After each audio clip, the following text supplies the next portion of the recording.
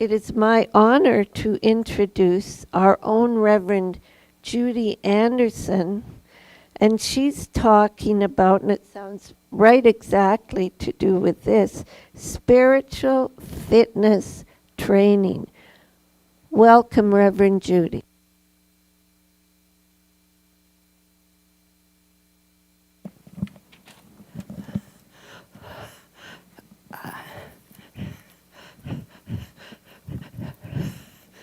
And let's begin with a spiritual mind treatment. That better? Yes. Please join me in knowing the simple good of this day. We are here in a warm building. We're wearing warm clothing. And most of us have had a meal already today. We have so much to be grateful for. And we have our time together, our community, in this teaching that offers us so much. It offers us, if we're bold enough to take it, what we might even call a magician's wand to change our lives. I give thanks 1,000,000 times over for the good that this teaching has brought into my experience. I know that truly each one of us is blessed by having this to share. I embrace it. I embrace each of you, knowing that we are here together in a loving space, a loving community, knowing life is good, and so are we, and so it is. Okay. I really love it if you would feel able to move forward. We're a small group, and it'd be really nice if we were come up closer to the front. If you're not comfortable doing that, it's okay. All right. Yeah. Okay. Even that helps. There is a quotation in the Bible, in Mark chapter 11, verse 24, that says, "Therefore I say unto you, whatsoever things you desire, when you pray, believe that you receive them, and you shall have them." Now, those were the words of Jesus. Is there anything that isn't clear about that? When you pray, ask for what you desire, believing that you have it, and it shall be yours. That's what the science of mind is all about. We build so many words around it, but it's that simple that if we got it, I could say, and so it is right now, and we could go have coffee. But we are stubborn creatures, and so we need to do some training to get there to make it actually work for us. Right?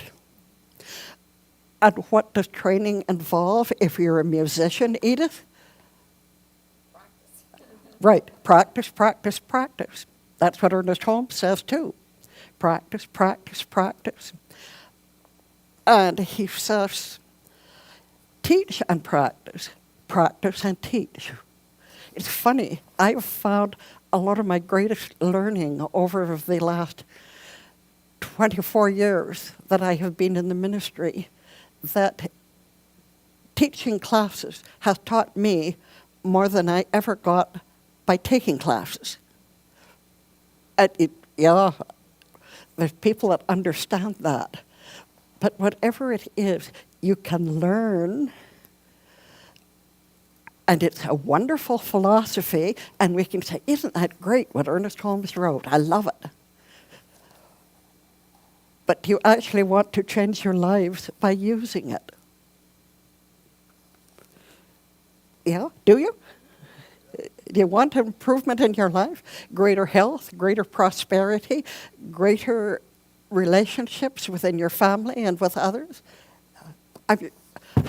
I would think that every one of us would say a resounding yes to that.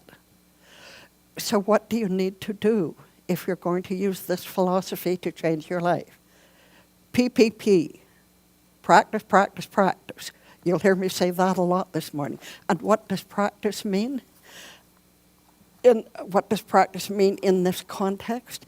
It means going back to our basic beliefs, going back to that verse I just read you from Mark.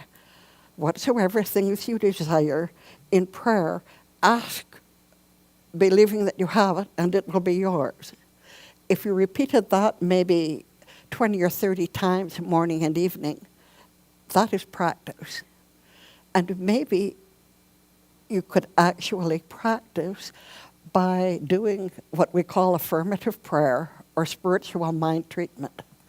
And spiritual mind treatment is not a plea. It's not a begging or a, God, if you give me this, I'll go to church every Sunday and I'll read the Bible or the science of mind every day. That's not affirmative prayer, and that won't do anything. Reverend Joanne has been talking for the last few weeks about the thing itself, how it works, what it does, and how to use it. And that's really simple. But to use it with certainty that you're going to get some results, that takes PPP. Got it? And practice means that you start right now. You might take a silent minute and say, I know right here and right now that job that I desire and require is mine by right of consciousness. I know that relationship that I require and desire is mine by right of consciousness. I know that my perfect health is mine by right of consciousness. That's so simple, isn't it? To say pretty simple words and get it. It's one of the reasons when I'm doing a Sunday talk, I always want to do the meditation first, because doing the meditation aligns me with my truth. It aligns me with spiritual truth. And it was so interesting this morning. I needed to go over my notes once more. There was hardly anybody here, so we didn't do the meditation at 10:30. But at 22, I came in and I said, anybody who wants it, let's do a short meditation. And that meditation turned out it was all about at one meant. Total surprise to me. I don't know where it came from, but that's what was needed today, is at one meant. And that, I finished that and it was, only about 5 minutes, 8-minute meditation, but it left me unsteady and nearly dizzy. I mean, I had to have, Dave and Russ were here to make sure I didn't fall over when I got out of my chair. But at one meant. And I think that what hit me so hard was that by meditating about at one meant, hit me so deeply that my physical senses were hampered for a few minutes. It took me a while to get back into my body. So that is what we're reaching for. And if there's a way you can get there, that can be your practice or part of your practice. Do you want to make changes? Do you want to have changes come into your experience?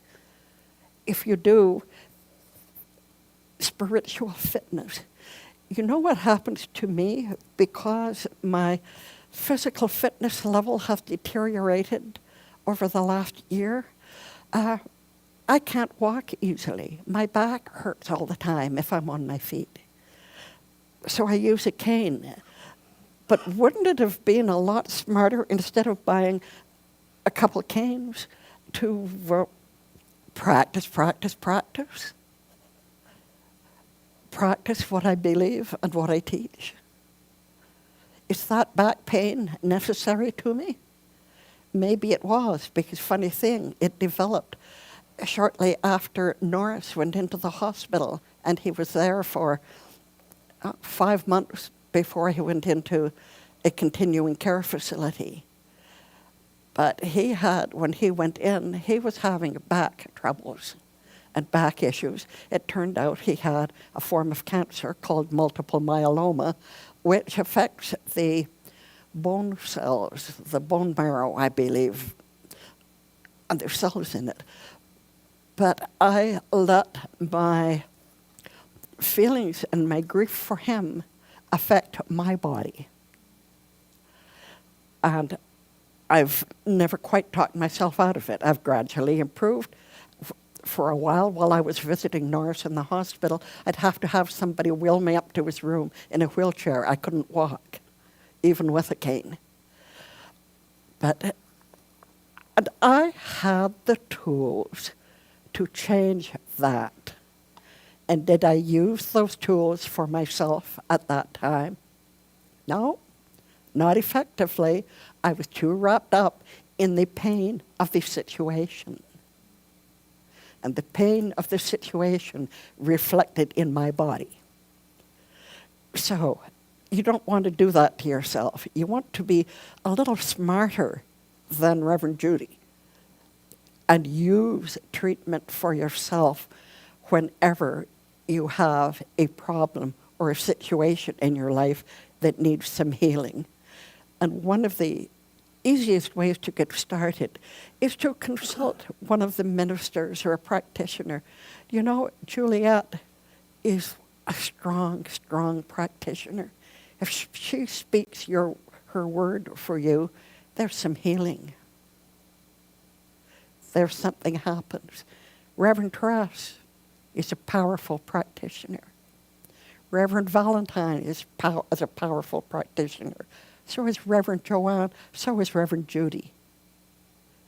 If you have something that needs some help in your life, and even if you have been PPPing, you might need someone else to see the truth for you, to look into you and see the at-one-ment with God, with universe, with all that is, with the original perfection. Don't be afraid to reach out and ask for that.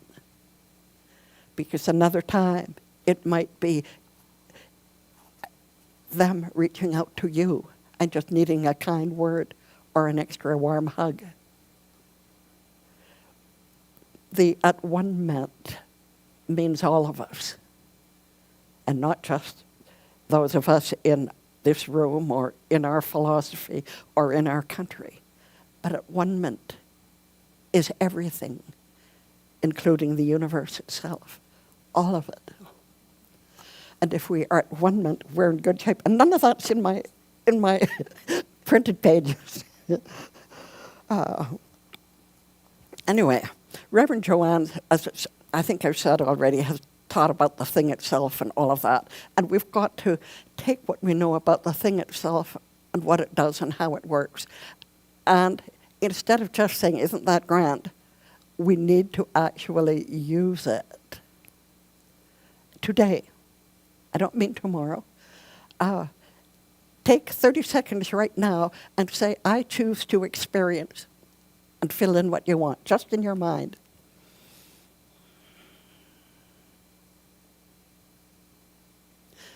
And pour a firm declaration, and so it is, everybody, and so it is, of acceptance on it. If I had a rubber stamp that said accepted, I'll work with a mental one for the time being. Anybody prefer to write out their spiritual mind treatments or journal them? Yeah, that is meaningful. If you had a rubber stamp that said accepted, and every time you wrote a treatment and you put that stamp on the bottom of it, how would that affect you? Would that make it more powerful? All right. So the rest of us that do it either out loud or just mentally, can you create a mental accepted stamp and finish every affirmation, every treatment with that? Every affirmation of your good.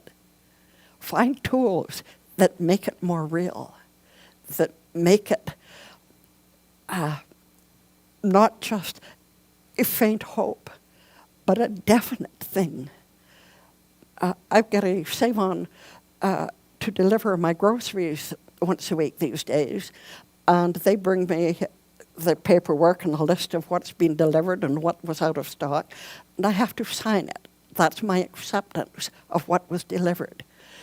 So you can see how on a written journal or on a written treatment, a stamp that said accepted, or just the written word, accepted, and initial it, how effective that could be. Even if it's in your mind, I do a treatment, and then in my mind, and say, thank you, accepted, JCA.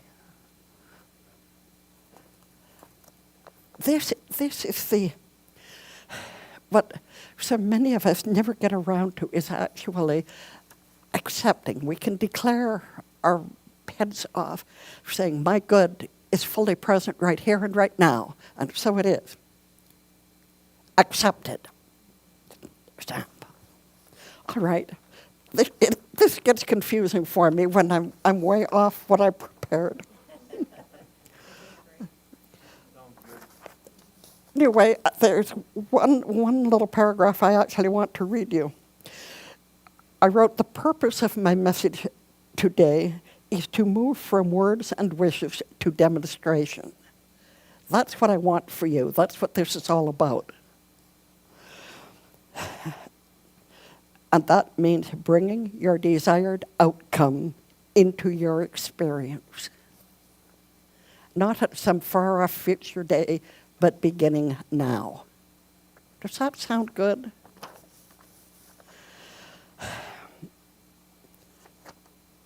There's another line now. Ernest Holmes, I've got him here, he's known for saying practice, practice, practice. And the principle of faith without works is dead. Anybody familiar with that one? Yeah, all right. So you come to church, you come to the service, and you walk out afterwards and say, gee, that was really inspiring, and then you go about your day and don't give it another thought, and you don't act on it. How much? That's going to make you feel good for an hour or a few hours, right? But as ministers, our purpose is that you do the work to change your lives for the better, for your highest and greatest good, however that may appear. And by the way, if you want to do treatment for someone and that person has not agreed to you doing this kind of work for them, that's what you do. We call it the grandfather clause. I know the truth for A, B, C, D, E, F, G, whoever it is. Their highest and greatest good is unfolding in divine right ways, right here and right now. And you put, maybe you want a cent stamp for that one. But that, to be able to take a deep breath and release it, and know that you don't have to know the answer to everybody's dilemma, whatever they're suffering from right now or experiencing that is causing less than their perfect good and their perfect life right now. Just know that person who is looking so sad and defeated today, I know the truth. I know their highest and greatest good unfolding in divine right ways right here and right now. You can do that for yourself 1,000,000 times a day. And if somebody I know had done that, she wouldn't have needed to be in a wheelchair to go visit her husband. I could have seen this situation and known his highest and greatest good and my highest and greatest good, and simply accepted that it was unfolding as it needed to unfold. I hope you're smarter than me.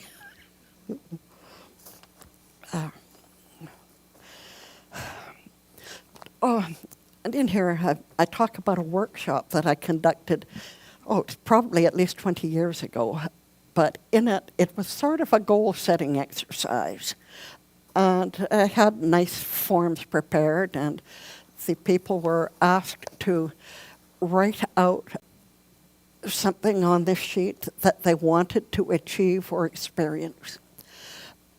And then, how many have been to goal-setting workshops? Just about everybody. Me too. I took my plan from my real estate training.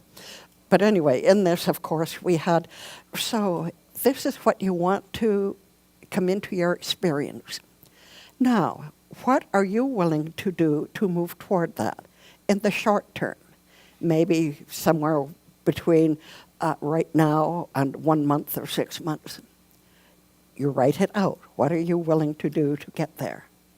And then what are you willing to do in the medium term to get there? And then, of course, what are you willing to do in the long term to stay there? And then here comes the twist that I put on this that I never had to do in a goal-setting workshop while I was selling real estate. You had to sign it. And our pastor at the time, who was Dr. Leslie Scott Harold, he told me afterwards that really threw him for a loop, that he had to really look it over again before he was willing to sign a contract with himself to do what was required to create his better life. Does that ring a bell with anybody? If you sign a contract with yourself, you've got to do something with it. If you've never tried doing that, try it. Put it in writing. People who are really identify with a printed word, with words on paper, put it on paper and sign your name to it as a contract with yourself, that you're going to give yourself a spiritual fitness boot camp of practicing affirmations, treatment, listening to spiritual music, journaling, making vision boards. There are so many ways you can work on this, and everybody's got their different way. With Edith, it's probably writing a song, right? It might be, but find a way of expressing what you truly desire in your life, what you're willing to do to make it come about. And I'm talking about mainly some physical stuff, but mainly the spiritual work we're talking about right now, because this is spiritual fitness boot camp. So are you willing to spend a half an hour a day in meditation? Are you willing to write a treatment at the beginning of every day to bless your day, to bless your own highest and greatest good? Are you willing to spend maybe 20 minutes in the evening writing or reciting affirmations? Is there something specific you're working on? Maybe it's finding a new home. Would you be willing to write? The perfect right home finds me in divine right ways. The perfect right home finds me in divine right ways. They say a spoken affirmation, you've got to repeat it 20 or 30 times to make it effective, for it to really sink into your subconscious. Are you willing to do that kind of work to make your desired outcome come into your experience? Now, if you are supremely physical fit, or as the state I was in, by the time I finished doing meditation this morning, I could have spoken of my good to myself and be sure of something coming into my experience, not tomorrow or next week, but now. But because of the setting, I'll have to try doing that at home again later. But get yourself in the mindset of knowing that whatsoever you desire, ask it in prayer, believing that you have it, and it shall be yours. Do you know when you're teaching language arts, the difference between it will happen and it shall happen? Shall is the imperative. It says there's no maybe about it. It shall be yours. Got it? Is anybody willing to do the work for spiritual fitness, knowing that it's just like training, practicing music, training to be an artist, learning to create herbal medicines? You've got to practice. You've got to put your time in. And at any moment when you're super inspired, you can just speak your word. It is good right now. My back fully supports me right now.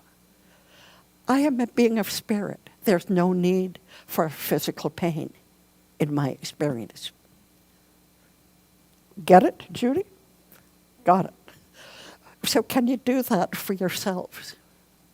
That is the only thing I'm here for today. It's the only thing I want. It's for you to use this teaching to change your life now. So please remember PPP.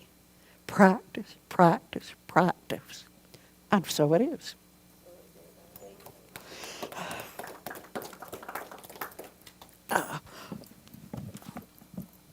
Yes, I can